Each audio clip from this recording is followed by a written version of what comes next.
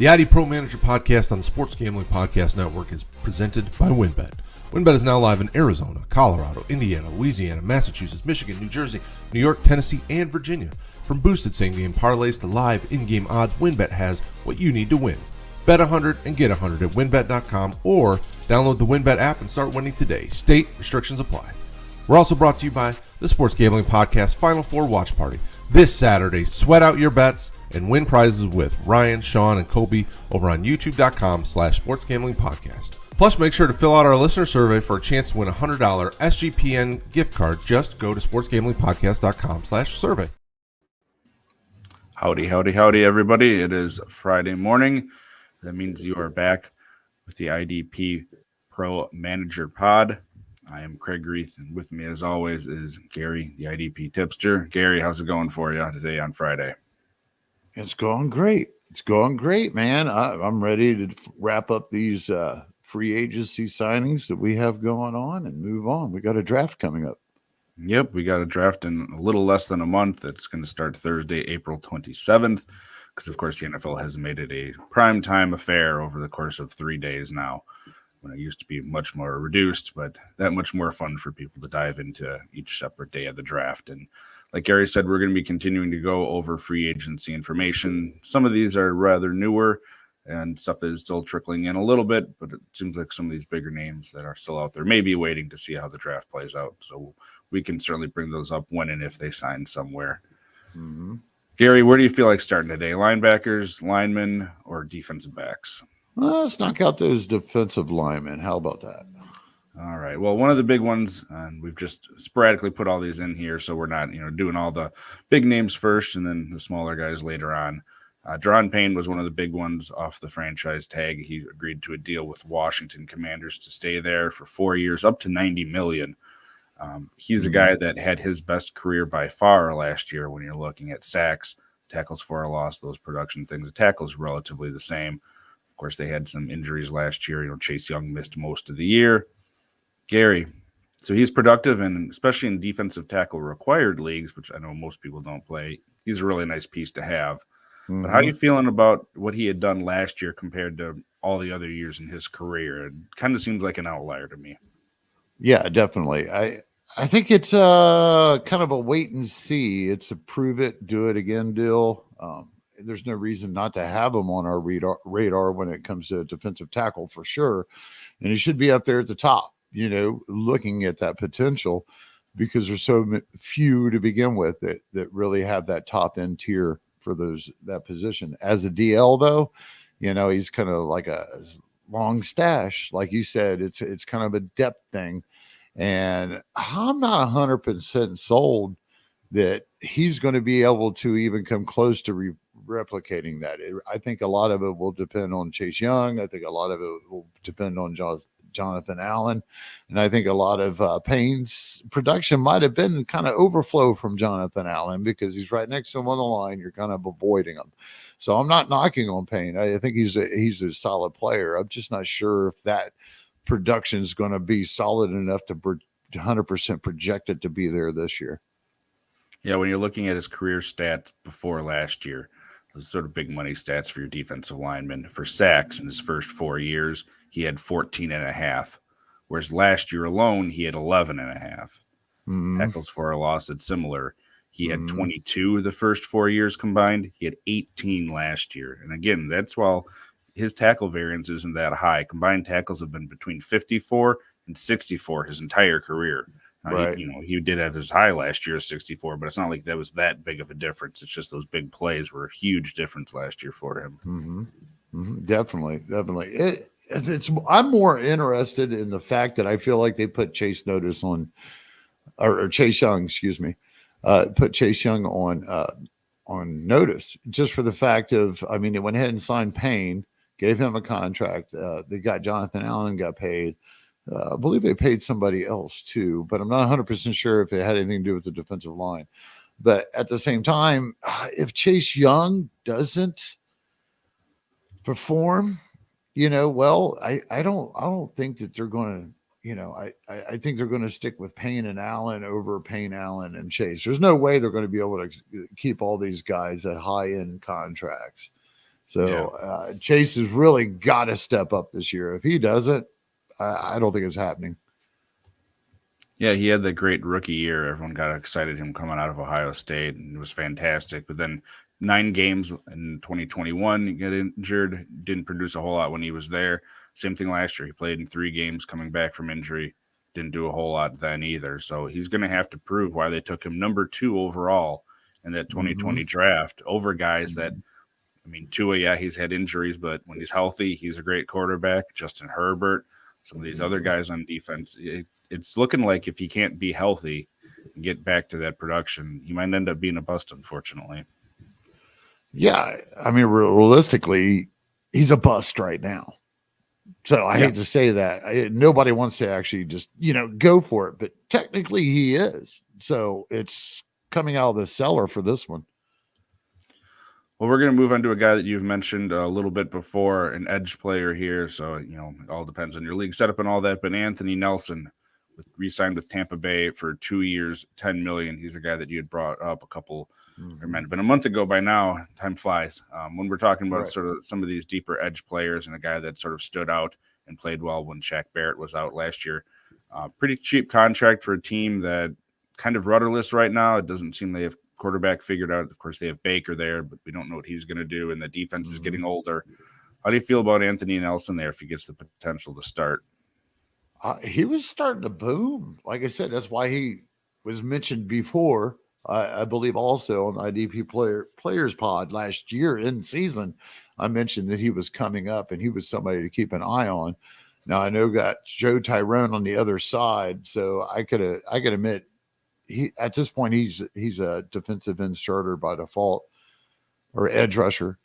When it comes to Nelson, there's a lot of sleeper and breakout potential, however you want to say it here. It depends on what degree.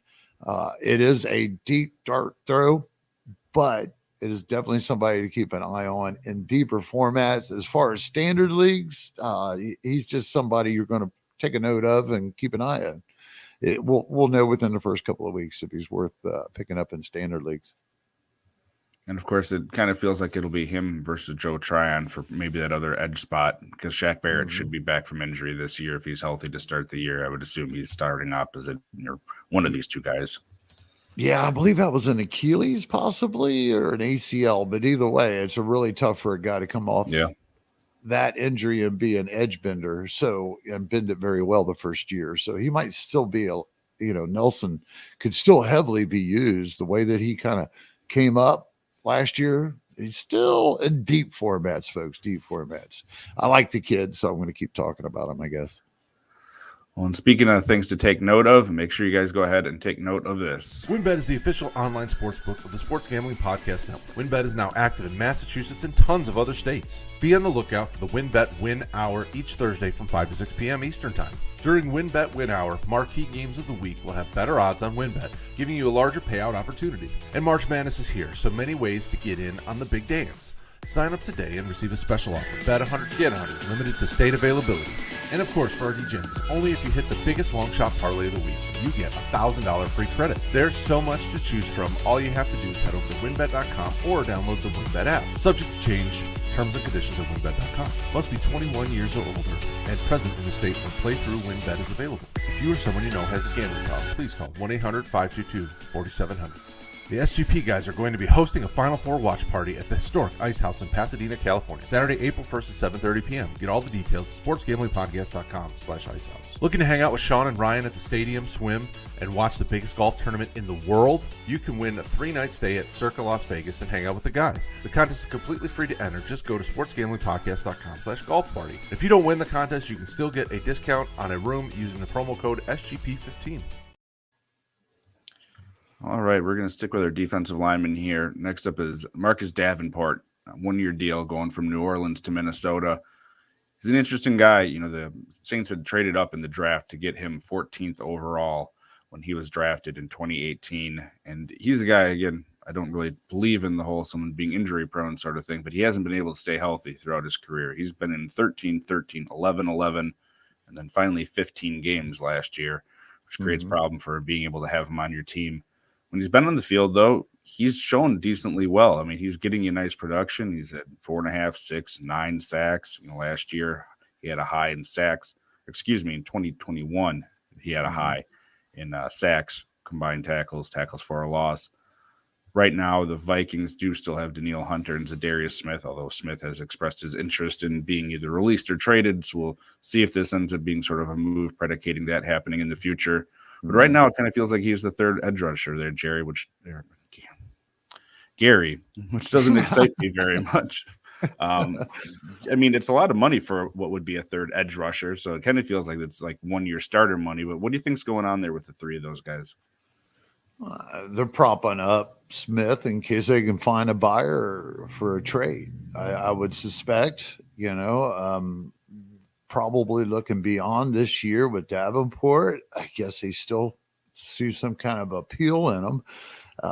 Any IDP fantasy football NFL fan would argue the fact that, being productive on paper and consistency and on some of his film has sucked, originally. That's why he's not been a topic the first couple of years that he was in the league. He was supposed to be something.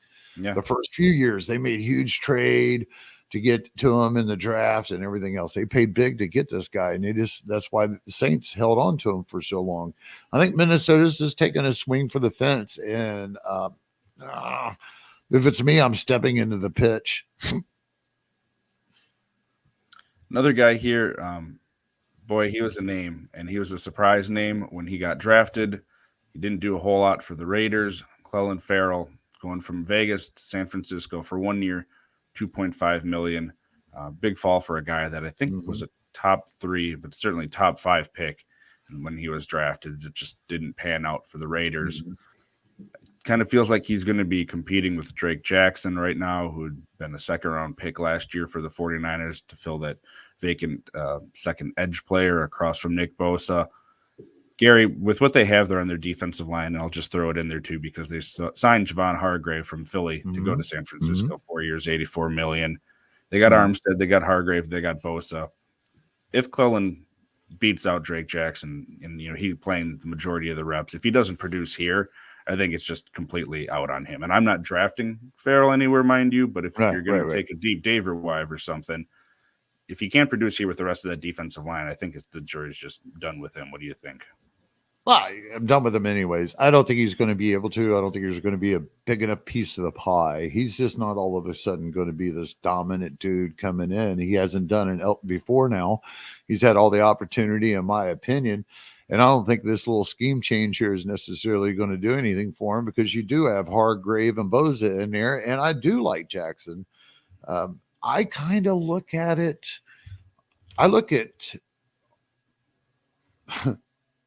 His name eluded me.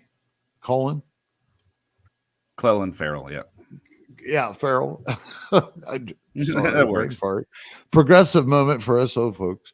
So, anyways, what I was getting ready to say, I look at him more as an interior defensive lineman in this.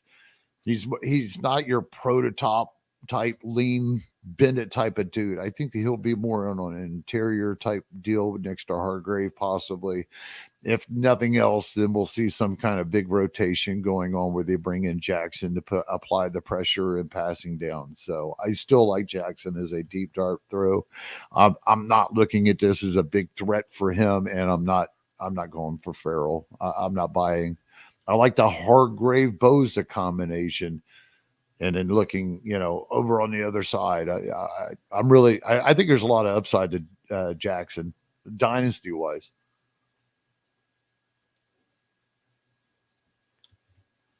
Yeah, the signing of just with much money after they sort of let you broke up a little bit on us, man. What'd you say? For the same reason. It surprised me that they gave Javon Hargrave that money after they ostensibly gave him the contract that they didn't want to give to Forrest Buckner years ago when they traded him to the Colts. So it'll be interesting. I mean, Hargrave had his career year last year too. Is he going to be able to repeat that sort of production at 30 years old now? Right. I'm not arguing that point about the Buckner thing that they paid Hargrave, but 2 years, 3 years ago, whatever that was, it was an entirely different cap situation, probably. So you got to kind of, so I've heard and I've seen it out on Twitter, especially, they should, and I'm not talking just us. I'm not just talking as fantasy football folks. I'm talking about the NFL folks, the big wigs, they're all putting the same thing out there, but damn, we, at least mention the cap, say, well, the cap situation was because of this or it wasn't, I guess, because I got a feeling it was. We had two more guys here on our defensive line list. One of them, big money, going from Denver to Seattle, Draymond Jones, 3 years, $51.53 million. He was replaced. We spoke last week. Zach Allen went there to sort of take his place. Draymond's a guy that could actually do some real positive work on that defensive line for Seattle, who's had issues on the defensive line for years now. How you liking the fit there in Seattle with him, Gary?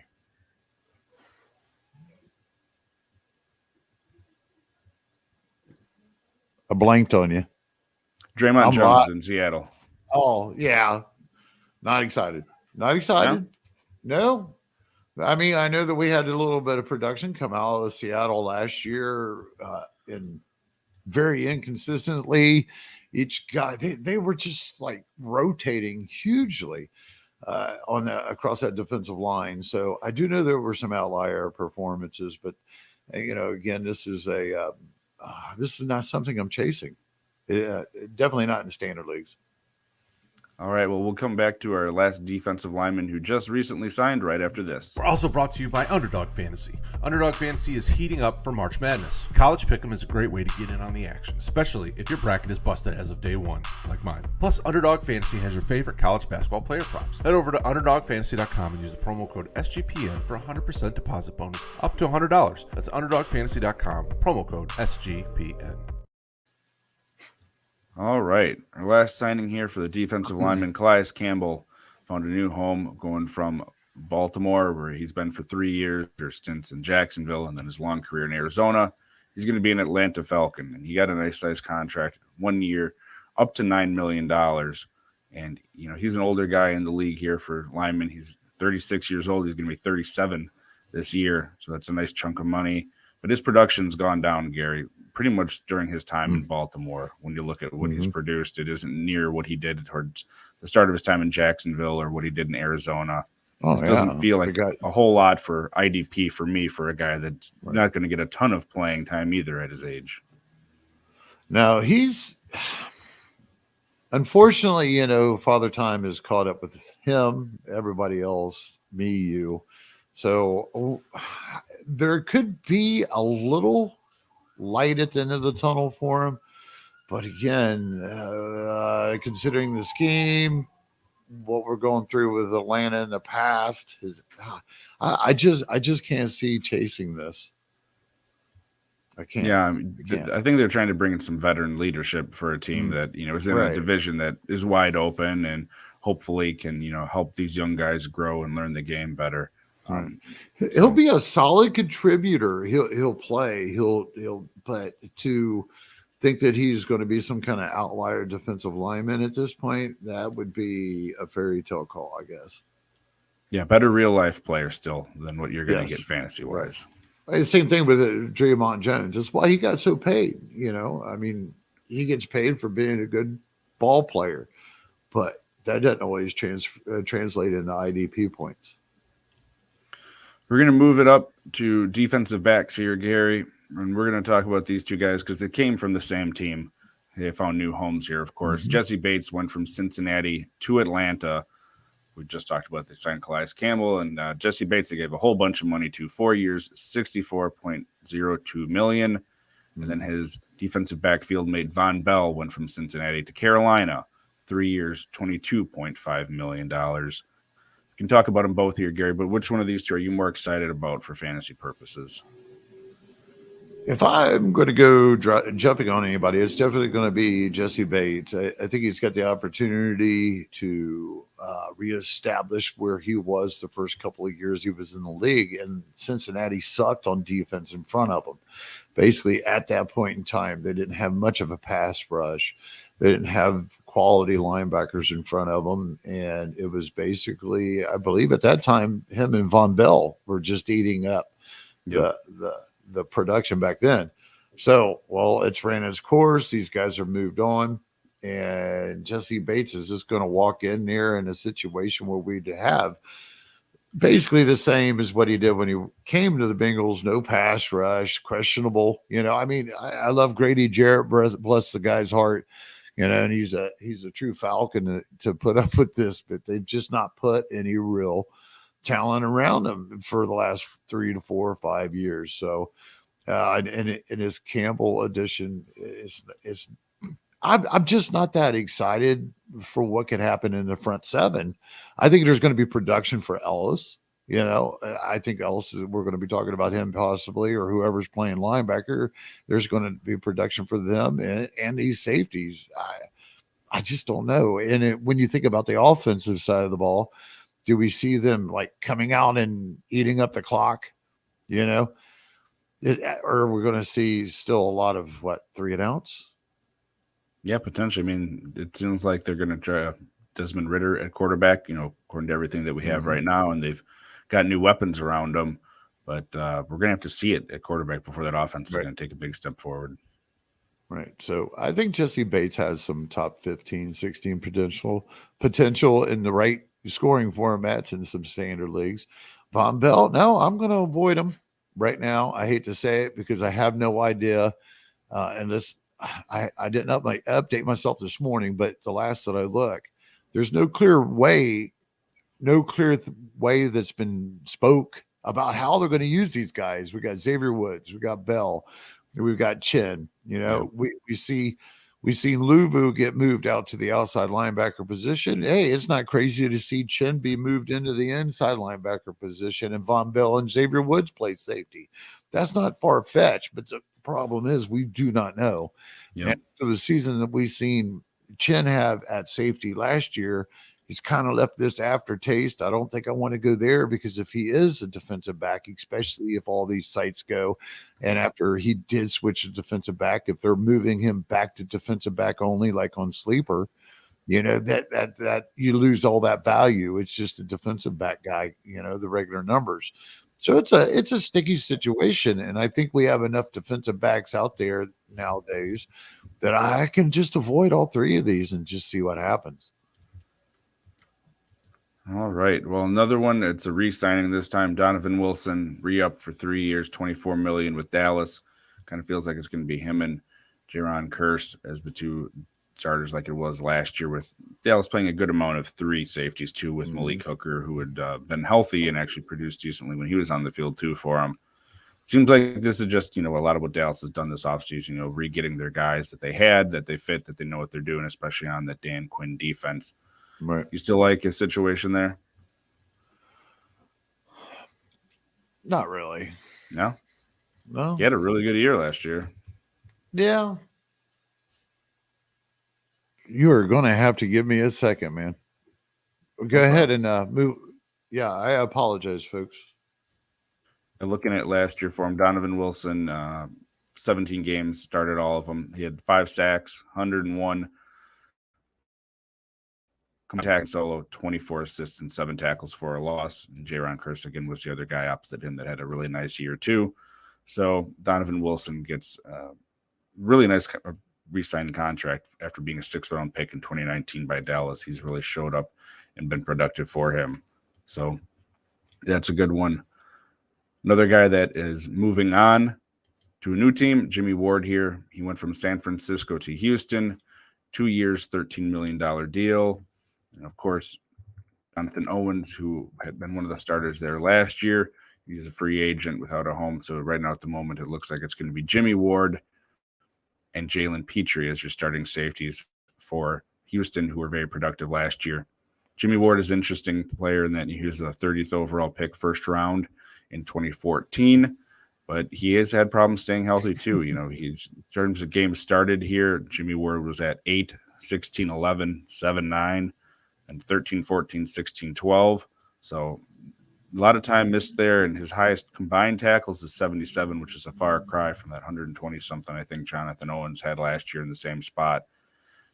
Gary, we're talking about the Houston safeties at the moment. Jimmy Ward moving there next to Jalen Petrie.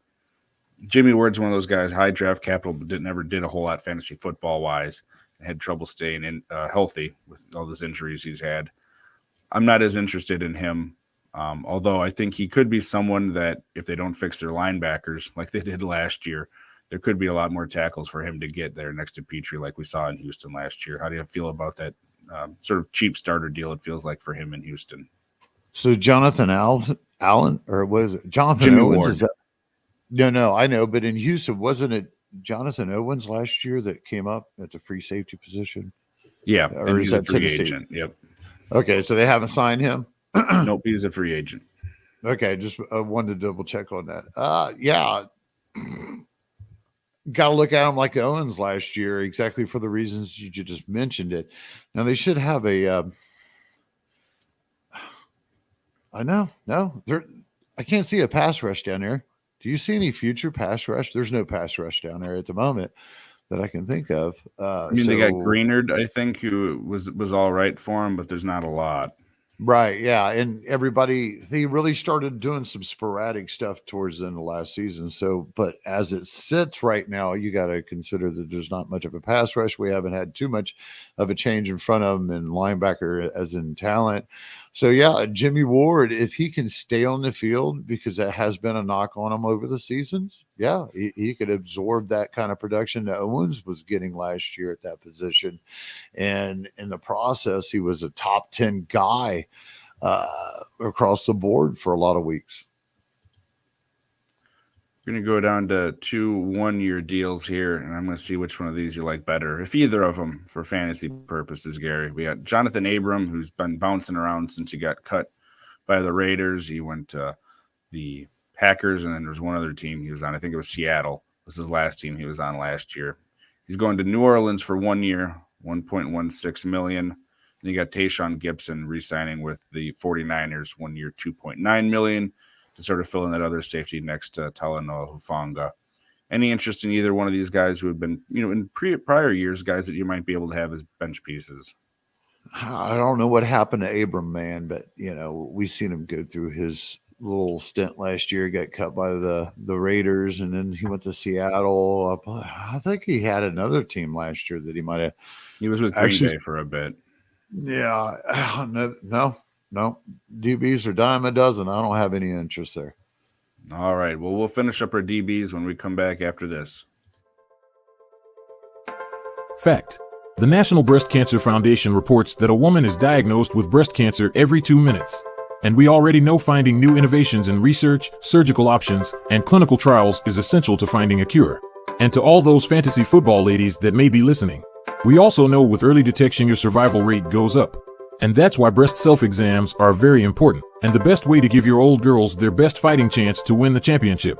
So, with all that being said, the fellas here at the IDP Pro Players Pod would like to remind everyone, the National Breast Cancer Foundation does take donations, so please, go and give what you can. And let's give our mothers, our wives, our sisters, and every woman, the support, the resources, and maybe even more importantly, the hope, by knowing we all really do care.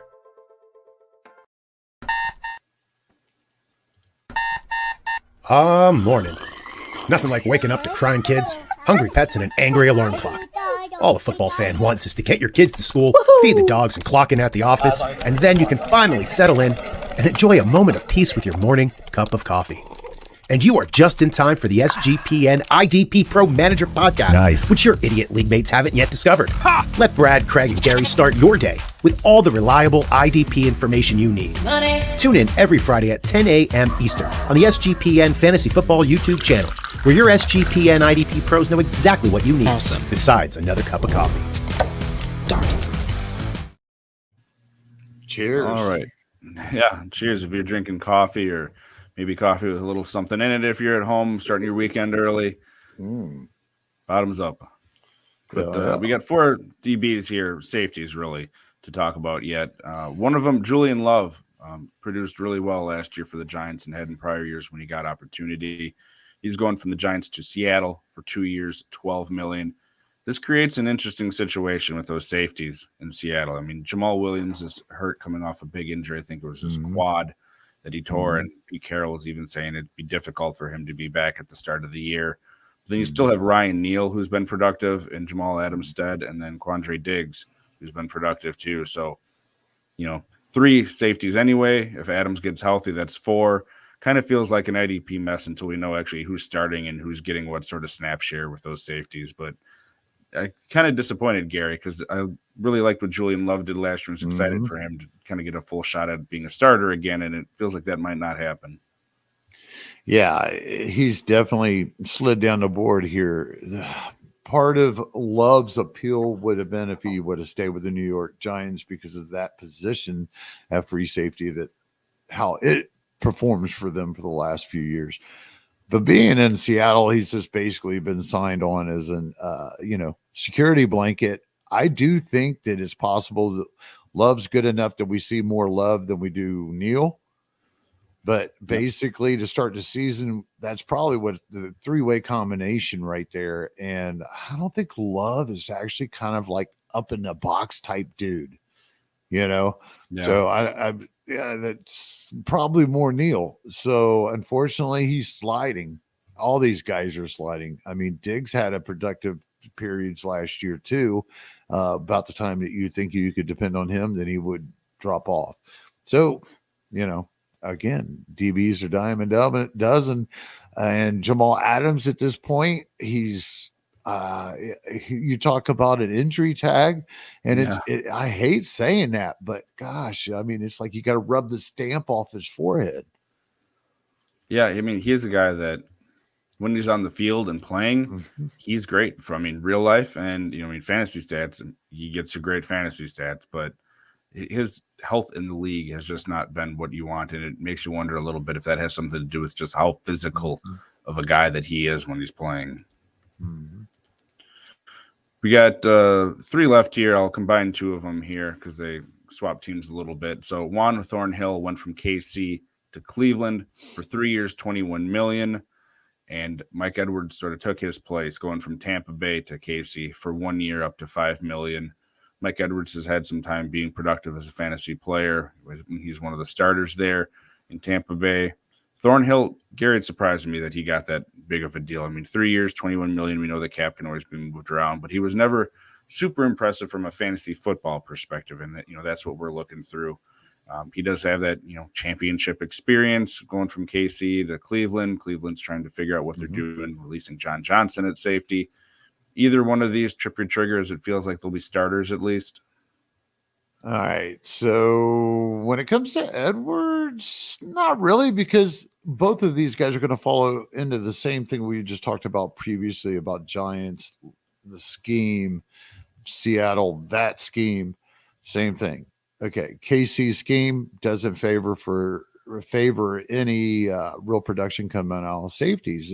We went through that last year. I think a lot of people got excited for the fact that Reed signed.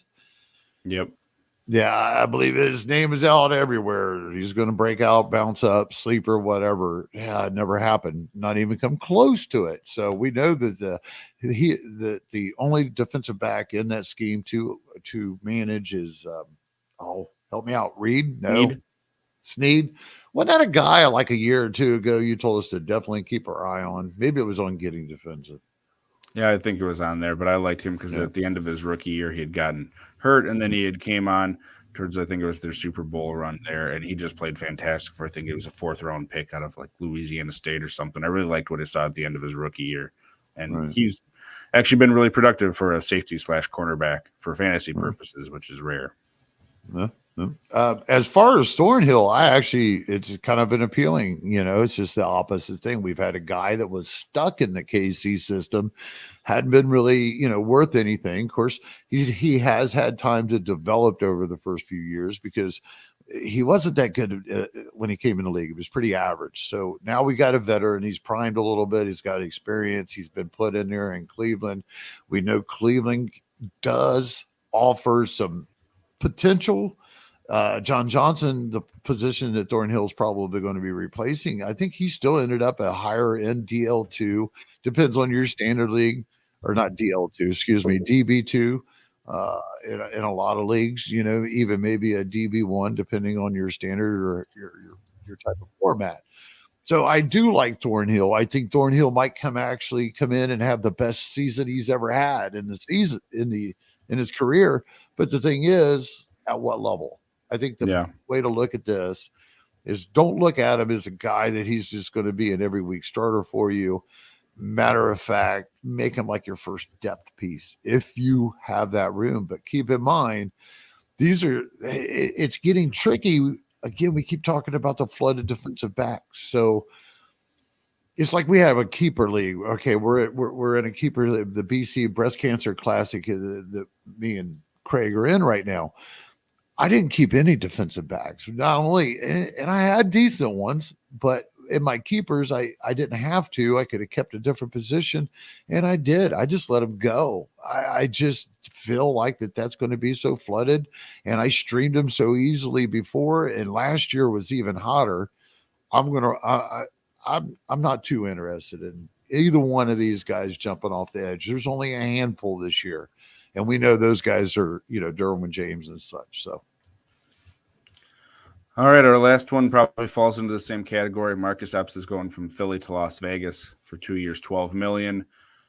It's been interesting because that defensive backfield for the Raiders has been a mess for what feels like a long time. They drafted Mo Rig high, I think it was 2 years ago now, and for fantasy-wise, he just doesn't do much from a free safety position. You mentioned Abram in years past. He had been productive more as a strong safety there. They still don't completely have their linebackers figured out. We'll get to some of the signings there. Mm-hmm.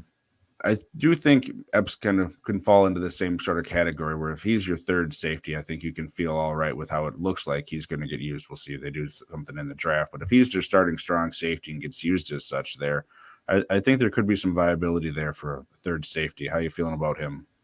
Harmon. I think it was Harmon last year, the former longtime Atlanta guy or something. Daron Harmon, yeah, probably Patriot. I can't remember. He hasn't been much for IDP, but actually last year he started blipping on the radar for us a little bit in some deeper formats.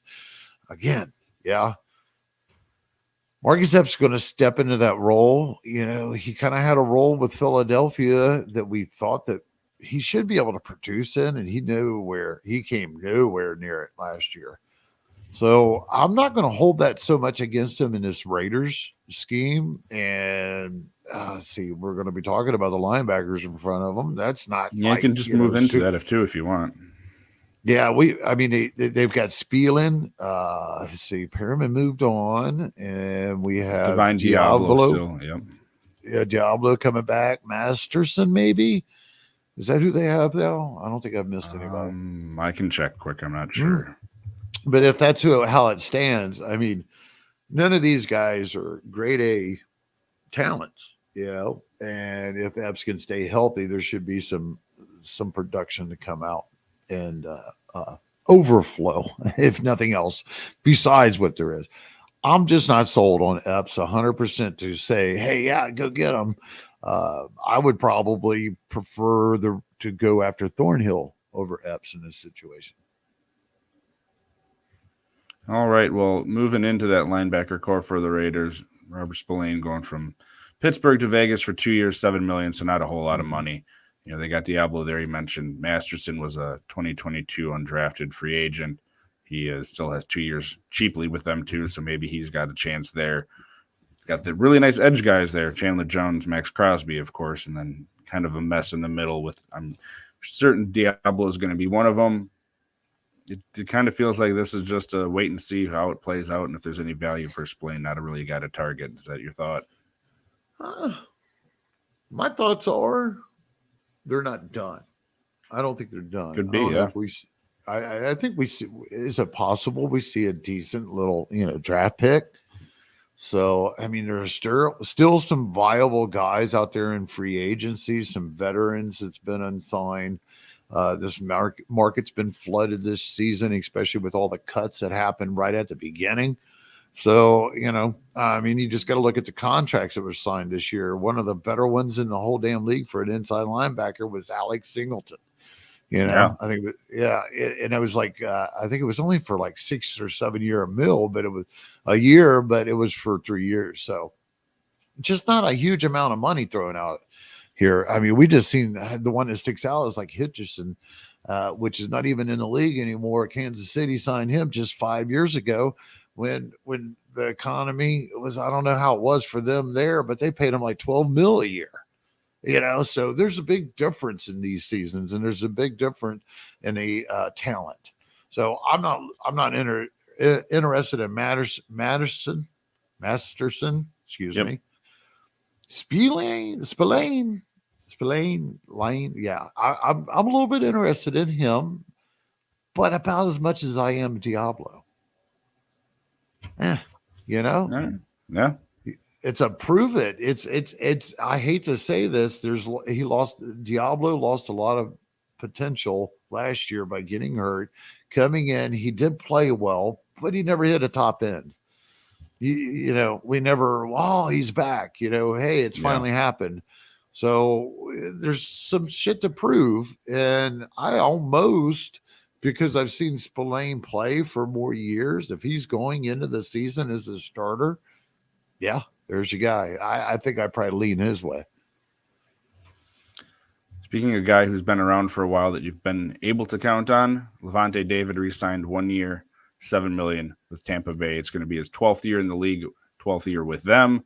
Mm-hmm. He's a guy that I feel, when we talk about underrated players, fantasy-wise, he's always on my list. I mean, he's a guy that's never mentioned as just one of the top linebackers, and he's been really consistent throughout his career with what he's given you. He's at least been a linebacker too pretty much every year of his career. Doesn't get a whole lot of love. I still like the spot here, and I think they might even be on defense even more this year with that offense not getting it figured out. It's not like last year was a bad year for him. Over 120 combined tackles, 3 sacks, 10 tackles for a loss, some pass deflections. As long as he's there until he falls off the cliff, I'm not drafting him super high, but if he ends up as my linebacker too, I'm perfectly happy with him given where he's going to be at again. I'm guessing you like the fit because he's been there forever, but any other thoughts on David? No, it's just the same kind of a scenario we had last year. People were able to grab him, just like you mentioned a little bit later in drafts, even in redrafts, for the fact that he is old. And everybody keeps waiting for this guy to just kind of fall off. Well, he found the fountain of youth and some kind of new diet last year. He retrained and just changed everything how he approached his health and his training. So I'm not shy. I'll probably not pass over him. I'll probably go ahead and redraft. So I'll go ahead and jump on board. Be happy that he might lead my core. And when it comes to dynasty, though, folks, you get what you pay for.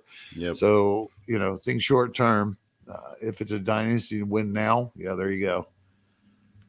All right. Well, we're going to be talking about a couple signings by the Seattle Seahawks at linebacker coming up after this. Ever notice these days how things have changed with sports entertainment? Suddenly everyone is edgy and they don't mind offending people with offensive words. It's everywhere. Podcasts, radio, to primetime TV. All I want are NFL defensive player reports, maybe a quick update on the best streaming corners, and yet I have to hear about the dirty O. That's right, offensive player discussions and hot takes blocking my path to the sweet, sweet defensive information I need. Bullshit. That was until I found the IDP Pro Players Podcast. And now, unless the IDP Pros John or Gary mess up, I know I'm not going to be offended by their no dirty O approach. Damn. So take my word for it. Catch the Sports Gambling IDP Pro Player Podcast every week and leave the dirty O behind. So if you or someone you know has an IDP degenerate problem, that's terrific. And the fantasy move to make is to go follow a couple of the best veterans in the fantasy football industry. That was on Twitter at I, D, P, one word at the IDP Pro Players Pod. Oh, yeah. Thanks for watching live over on YouTube. Make sure to smash that subscribe button and like this video on YouTube and hit that notification icon to stay up to date anytime we go live. So we said we're going to talk about Seattle linebackers. Devin Bush went from Pittsburgh to Seattle for 1 year, $3.5 million. That's a pretty big fall for a guy that was around a top 10-ish pick back when he was drafted. Steelers let him go. What's that? It's about right. It's about right where he landed. Yeah, it is. And, you talk about things going online and the Twitterverse and all that. People got excited, like, oh, he's going to get a chance in Seattle here. Jordan Brooks is hurt. Barton left. And then they go and they re-sign after he had been a year away with the Rams, Bobby Wagner, for 1 year, $7 million. So Wagner, of course, is going to be slotted in there as the guy that you want. Brooks got hurt late in the year, and we're going to have to see how healthy he is, how well he recovers. Because, again, a lot of these guys with these big injuries, it takes at least a full year to get them back to where they were. And it kind of just dumped any water on the hopes that people had for Devin Bush. Although, if Brooks does have big problems and Bush is the second guy next to Wagner, he could have some late round appeal as a guy that you sleep in there or stick in there as a sleeper for, bench production, or if you have to start 3 guys that you keep an eye on. So I think he's intriguing with that spot there because they always give up tons of points to linebackers in Seattle, but certainly not as exciting with Bobby Wagner there. Oh, definitely not. I mean, it goes right back to Bobby Wagner. And I remember when Bush signed, that was a pitiful contract. It's basically, hey, here's your last chance, dude.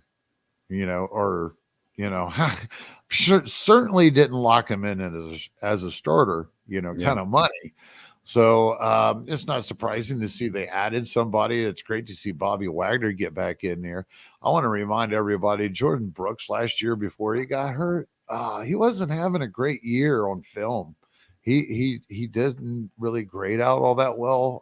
I don't think that they were 100% happy with him. Now he is under contract. He is going to be back. I think it's going to be Devin Bush's weak side linebacker position to lose. We know we're going to see Bobby Wagner on the inside. So the odds are, if we go back to the KJ Wright days, back when they actually had a functioning linebacker core that worked well, if with both guys on the field consistently, I'm going to go with about 70 to 75, 80% of the snaps on average is possible for Devin Bush, but it's probably not going to be up, stopping any runs or not much. That's going to be Bobby Wagner. So at this point, I got to go with an LB2, possibly. I think it's his ceiling as long as Bobby Wagner is healthy.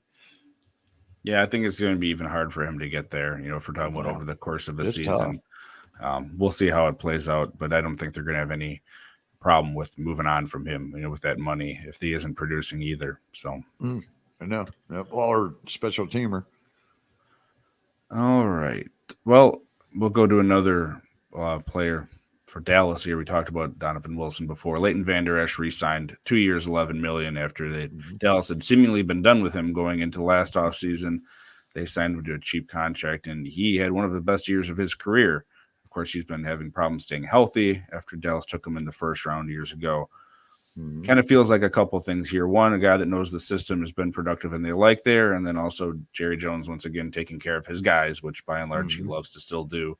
But fantasy-wise, it seems like he's probably going to have the first shot at the main linebacker for Dallas because we know Micah Parsons moves around and does all sorts of different stuff. And he's probably a guy that's going to be slept on a little bit again because people got burned by him for several years and they're going to have those injury concerns. So he feels like he might have a chance to be maybe not as much as last year, certainly, but a late round value here again for IDP leagues. How are you feeling about him? Same way in some deeper formats. In a standard league, you probably might be able to look at him as a rotational depth piece. As a guy, again, it's tough to go after him as a upper tier. So from a depth perspective, I was impressed with his bounce back. He has been pretty inconsistent with injuries, the neck thing and everything. But I got to be honest, I'm scared. We've had so many years of the one Vander Esch, then we turn around and get a good Vander Esch. Man, yeah, you got to give him kudos, but can he do it again? Because it's only one hit away. Now they got all this new equipment. They got all kinds of new ways that they're taking care of his neck, but that was a serious injury. And I don't mean just to focus on that, but that's your head's always getting hit. You're just constantly your head, your shoulders, all that. So it's kind of nerve-wracking. And if I get any portions of Vander Esch, I think I would prefer to risk it in season as a bye week player or something.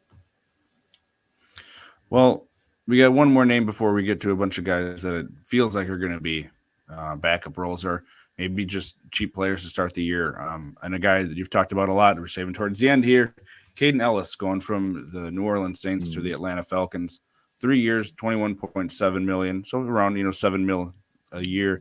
Of course, they had productive guys last year. They had Rashaan Evans, who looked good, and then sort of split between Michael Walker, Troy Anderson. Mm-hmm. Anderson's still there. Walker's still there for a year.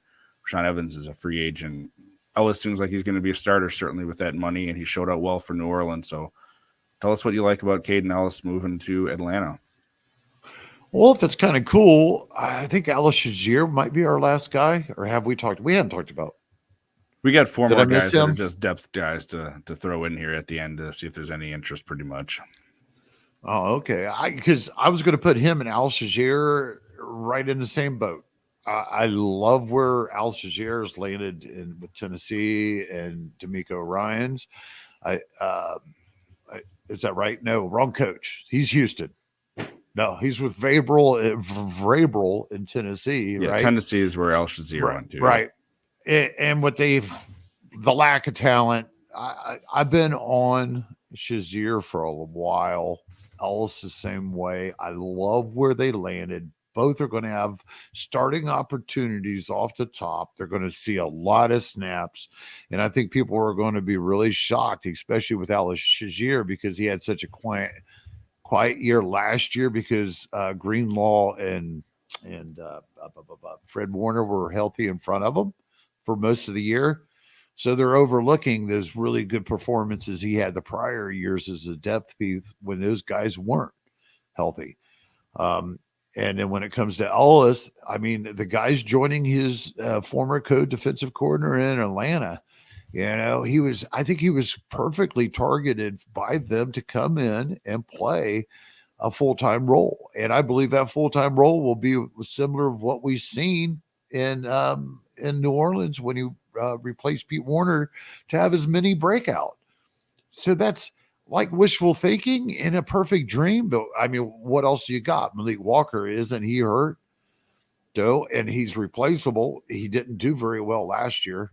Mykal Walker, was he just like, I know he was pushed to the side last year with Evans and Troy Anderson in Atlanta. Right. So what's not to like?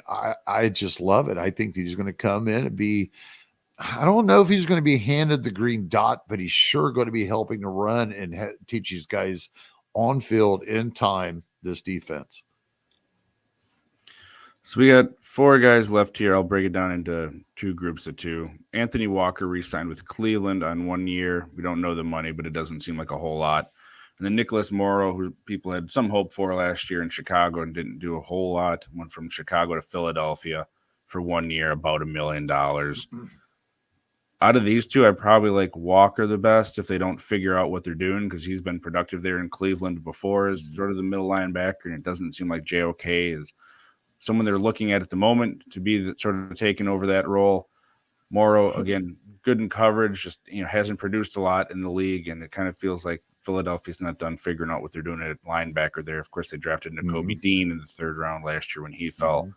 Who do you like better out of those two? That's a coin flip. I wasn't real interested in Walker too much after, missing the entire year last year. The aftertaste of how Cleveland Browns inside linebackers is just a total mess. We got Taki coming back. Man, I'll tell you, it's just an avoid for Walker for me. I think he does probably start out this season, but he's kind of just lost that glow that he had when he first signed with them. And coming out of Indianapolis and looking like a lot better, solid veteran prospect. So this system isn't worked out for us in Cleveland as in coming up with an inside linebacker we can consistently use. So I think if I'm going to throw a dart at either one, is thinking that maybe one of them will have a linebacker one ceiling. I think I would probably go with Morrow. I know Dean's going to be there, and I know Dean's going to get a shot, but Dean's got more to prove than Morrow to me in Philadelphia. Put it that way. Yeah, if that makes any sense. Dean hasn't done anything really at the NFL. He's coming in, garbage time and had, a couple nice games as far as garbage time, but not proven by the NFL by any standard. And of course he fell, because of concerns about injuries and all that sort of stuff. At one time, Morrow was like really saving the Raiders and Gruden. They were going through Corey Littleton. They were going through all these situations where back when Gruden was there. And Morrow was really starting to come up. He would have his own injuries. He'd get playing time, and then he would come up and replace these guys, became his starter, turn around and got hurt. Then he was out of the league. So then he revived himself last year, and we're sitting here. I think this kid's still got potential. Last names on our list here, we have Denzel Perryman going from the aforementioned Raiders to Houston for 1 year, $3.5 million. And then a blast from the past for Gary. Jared Davis re-signing with the New York Giants, 1 year, $1.18 million. Of course, Bobby Okereke is the main linebacker there for fantasy purposes and real life too. Perriman could have some interesting play there. I mean, if he ends up being one of the starters for Houston, you know that those guys were able to get tackles last year. He's a veteran. You know, D'Amico Ryan's taken over that team, probably wants to have a veteran presence in that linebacking core, being a former linebacker himself. I'm guessing you like Perriman more if you're balancing the things up. Oh, yeah. But I know Jared Davis has still got a soft spot for him. So. Oh, no, I don't. That hardened up. It was like a scab. You took it off. Ew. God, that's gross. Anyways, no interest there. When it comes to Perriman, bless that guy's heart, man. I mean, he's a strong veteran. He's been around. I wish he would perform better. And I also question, will he actually have a full-time role, or will he just be a run stopper? Who else they have? Corey Littleton. Other than that, I don't think they have anybody. Littleton, did he sign with Houston? I thought he went to the Panthers. He doesn't really matter a whole lot for fantasy either way, though. So. No. But I think that might be who they got there now. They did sign him, yep. And then Christian Akers, who they got in like the third round last year, too. All right. See, this is what's great about talking this out in the mornings, man. Get that cup of coffee going, because the fact is now, I'm all in on Perriman as long as it sits this way. And Corey Littleton's the next guy up. Yeah. Give me some Perriman. He's probably going to end up. He's probably going to end up at an LB1. As long as he stays healthy, But just thinking about it, they would have to basically draft and sign 2 other linebackers here for me to get nervous about Perriman not being, because Corey Littleton, I think that we've seen, and it doesn't matter how much D'Amico Ryan, I think I said that right, tries to retread some of these veterans. I don't think Corey Littleton is capable of being retreaded. I think he was a complete guy that was dependent on the Rams in that scheme up there. So we've seen him in 2 schemes since that he's been lackluster. Same thing here. And speaking of contracts, Gary, because you just mentioned the discrepancies in what people were paid prior years. Back in 2020, Corey Littleton got 3 years, $35.25 million. No shit. From the Raiders. And what'd you say he got this year? This year he got 1 year, $2.4 million. Oh, yeah. Well, won't even pay his taxes from the first few mil he earned. And that's it. That's our big list of free agency over, I think it's 3 shows here we've dug into it, and we're going to still sprinkle in, I guess, probably some news items if we get some big signings of other guys going, or trades if they happen coming up to the NFL draft. But pretty much we have 3 shows before the NFL draft, because the NFL draft is Thursday, April 27th.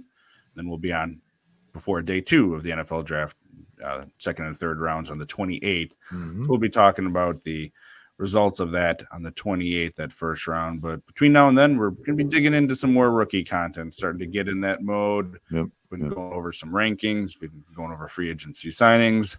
Gary, I know you're not huge on rookies every year. People overbelieve and overpay to get them, but hope you're getting excited for next week. We got to start talking about rookies here.